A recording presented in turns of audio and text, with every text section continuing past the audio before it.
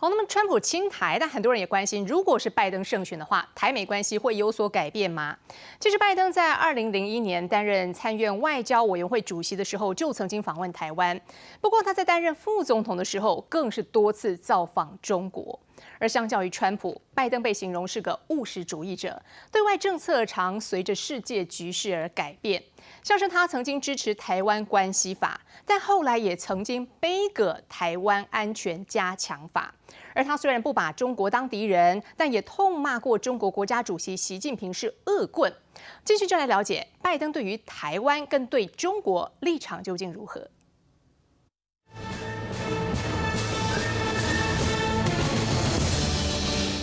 My administration has accomplished more than almost any administration in the history of our country. Didn't expect that reaction, but that's okay. 竞选广告挖苦现任美国总统川普过去在联合国大会上的表现，但如果说川普总统让人出其不意，从政46、47年，民主党总统候选人拜登则被认为相对稳定，是务实主义的代表，而他对台对中政策也是如此。2001年8月，时任参院外交委员会主席拜登率团访问台湾，并与前总统陈水扁相见欢。One of the reasons I am one who believes we should engage, as your president believes we should engage the mainland, is because I think the more they have to lose, the more they are likely to begin to accommodate international norm. 拜登温和喊话，希望两岸和平。不过当时在访台之前，拜登也登陆了中国。I believe Beijing would have a very different attitude about Taiwan and Taiwan's future if they had a clear understanding of the American position relative to Taiwan. 所谓外交务实派，其实说的是拜登的许多外交决策都是根据当下局势所做出最有利于美国国家利益的务实主义思维。1979年，拜登力挺台湾关系法，强化美国对台的安全承诺。不过，1999年参院提出台湾安全加强法时，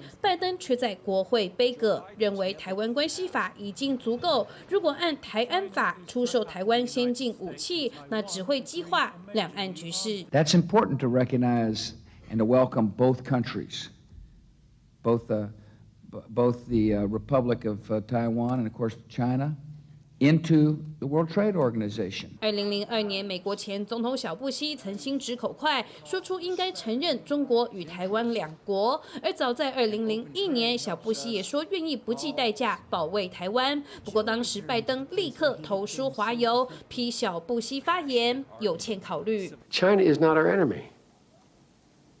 There is nothing inevitable about China and the United States not being as cooperative as any other two nations in the world. 即使2009年到2017年间担任副总统时的拜登，也曾多次访问中国，与中国国家主席习近平两人散步、打球，台面上关系颇为友好。而习近平访问华府时，也受到拜登热情款待，拜登仿佛被贴上了亲中标签。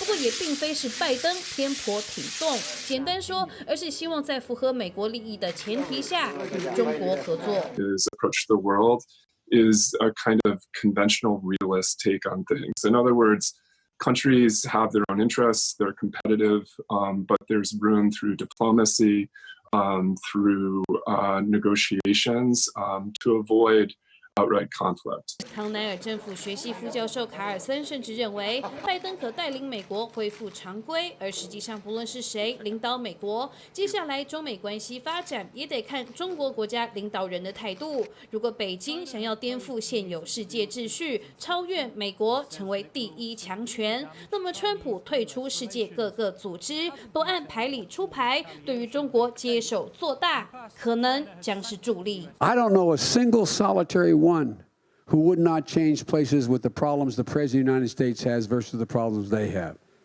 China is going to eat our lunch? Come on, man. 不过疑似是因应选战，或说受川普大力抗中的影响，拜登也提高声量，改变过去强打对话代替对抗的说法，凶狠骂起北京当局。I spent more time with Xi Jinping than any world leader had by the time we left office. This is a guy who doesn't have a democratic with a small d bone in his body. This is a guy who is a thug who in fact has 1 million Uyghurs in reconstruction camps, meaning concentration camps. This is a guy who you see what's happening right now in Hong Kong. And this is a guy who I was able to convince should join the international agreement at the Paris Agreement because guess what? They need to be involved. You can cooperate and you can also dictate exactly what they are. When in fact they said we're going to set up a no-fly zone, that you can't fly through our zone. He said, what do you expect me to do when I was over there? I said, we're going to fly right through it. We flew B-1 bombers through it. We got to make it clear. They must play by the rules. Thank you, Mr. Period, period, period. 曾任美国国务院资深顾问、美国著名智库战略与国际研究所的高级研究员葛莱伊也认为，其实不管白宫由谁当家，军售都将继续，美国国会也会延续挺台抗中，台湾完全不用担心。We see this in Congress, the large number of bills that are put forward to take steps against China.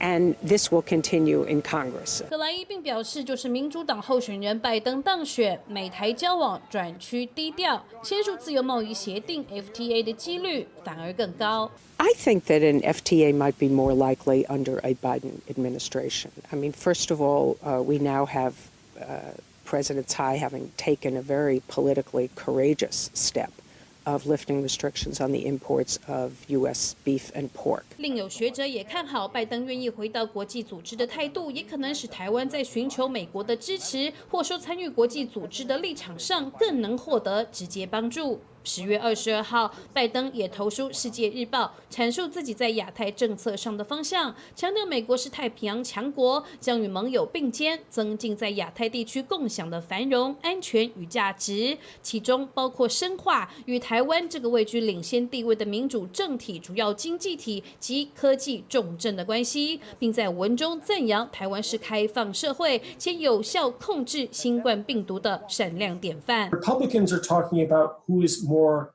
hardline and who can be tougher on China. The Democrats are speaking about who can be more effective in competing with China. This isn't just about poking the dragon through bellicose speeches, insults, and accusations. This is about leveraging American strengths, increasing our competitiveness, working with allies, and using diplomacy to manage competition effectively in the service of American interests in what is going to be a long-term, high-stakes, high-costs competition with China. 经验值100%，拜登对台湾、对中国也许做法将与变化多端的川普不同。不过，台湾也无需多虑，毕竟同样身为民主国家，一定最能体会白宫换不换主人，都是人民一时的选择。民视新闻专题报道。